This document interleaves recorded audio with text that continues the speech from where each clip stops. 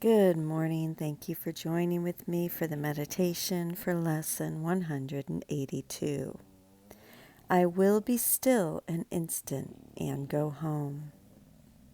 Let's go ahead and sit with our back supported, head and neck free. Close your eyes. Do a few head rolls if that's comfortable to you. I like to squinch up my shoulders and then release them. Squinch, I like that word.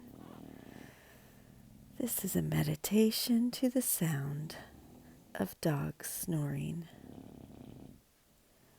I will be still an instant and go home. Start with the 2x breath as you move through the silent meditation. In through the nose for a count of 2, out through the mouth for a count of 4. And then the 3x in for 3, out for 6, and then 4x in through 4, out for a count of 8. And repeat that. Repeat each 2 to 3 times. I will be still an instant and go home. This world you seem to live in is not home to you. And somewhere in your mind you know that this is true.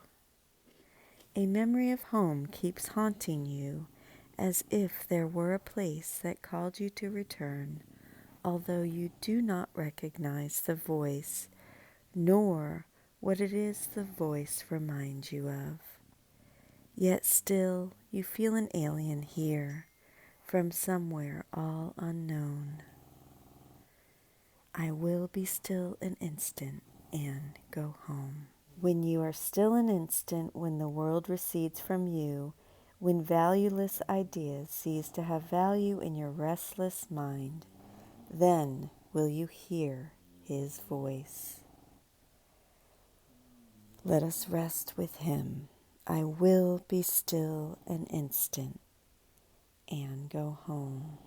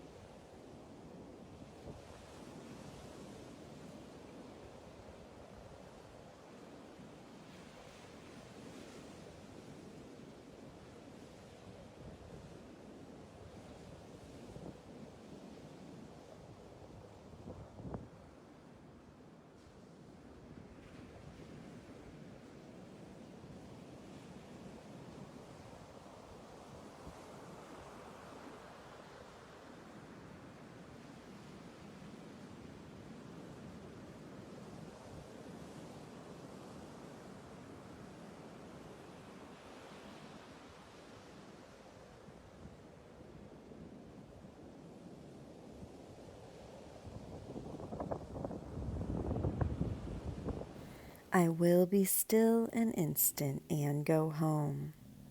Lesson 182 is a companion to the previous lesson, as both share the theme of the holy instant.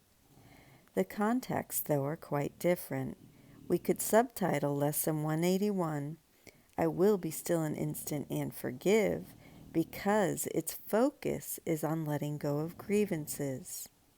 In Lesson 182, the context is broader, with Jesus speaking of awakening from the dream and returning home. Incidentally, we find still another example of Jesus' liberal use of words.